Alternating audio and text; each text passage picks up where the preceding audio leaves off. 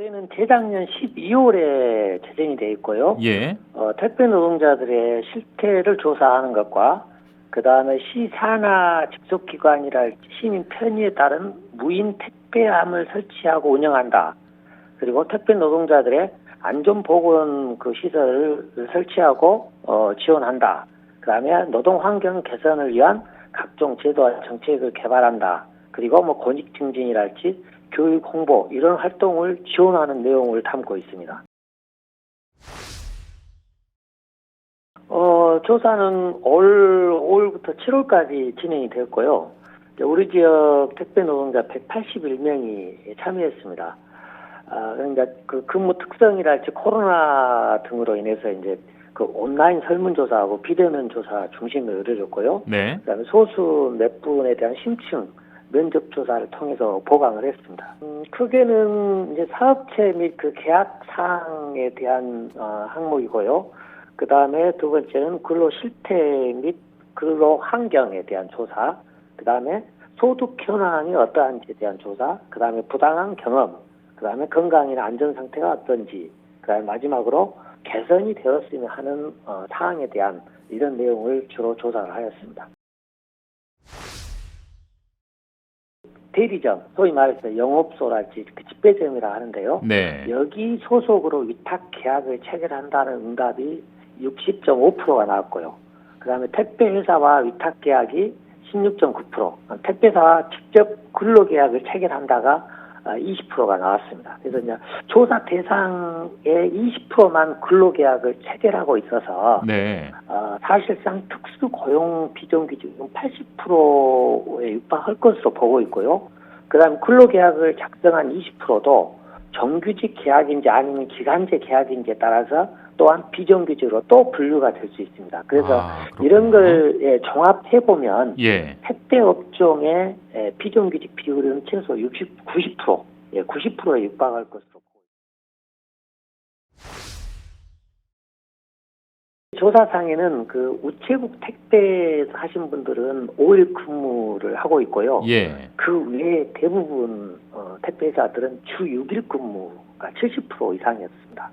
그 하루 평균 노동 시간은 11시간이 나왔고요. 그다음에 물량이 많은 날은 12시간 15분까지 나왔습니다.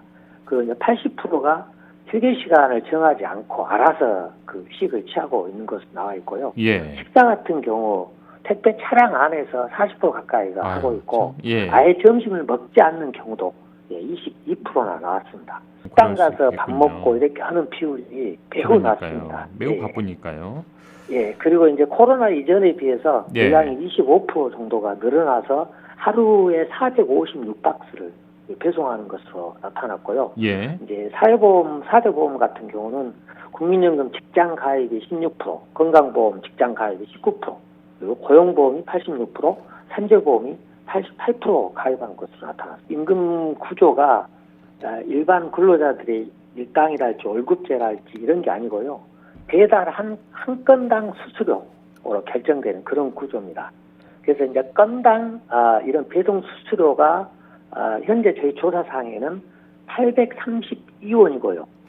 그 다음에 이제 그 물건을 고객들한테 받아가지고 물류센터로 이렇게 싣고 가는 소위 이제 집파 수수료 같은 경우는 건당 754원이었습니다. 네. 그리고 이제 이런 건당 수수료의 본인 부담인 유류비랄지 차량 유지비 이걸 빼면 월 평균 241만 원, 성수기는 301만 원으로 나왔고요.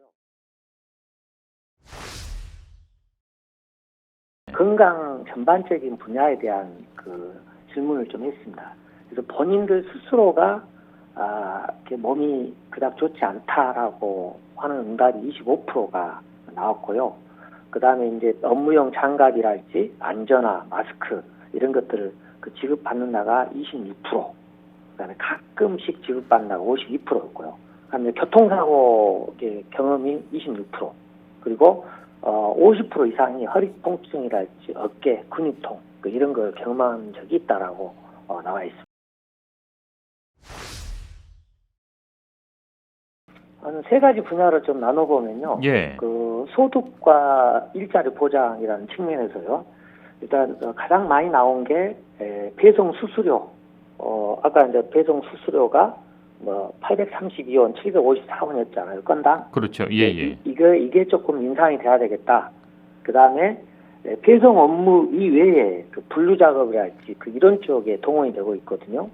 그게 사회적 문제가 되고 있는데, 그렇죠. 배송 이외의 그 업무를 하고 있는 것이 지금 무급으로 하고 있습니다. 예. 이게 임금 보전이 좀 돼야 된다.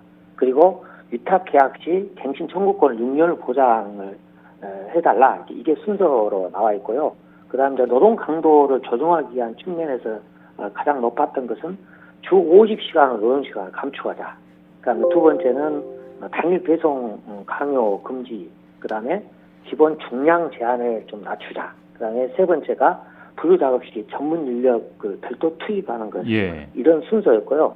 마지막으로 이제 노동 기본권 보호하기 위한 그런 측면에서 제일 많이 나온 게 분쟁이나 사고 시 해결할 수 있는 어떤 절차를 마련했으면 쓰겠다. 네. 그다음에 두 번째가 노동 기본권을 안내하고 교육을 좀 했으면 쓰겠다. 그다음에 마지막 세 번째가 택배 노동자에 대한 어떤 시민들의 인식 개선, 이런 캠페인 활동을 꼽았습니다.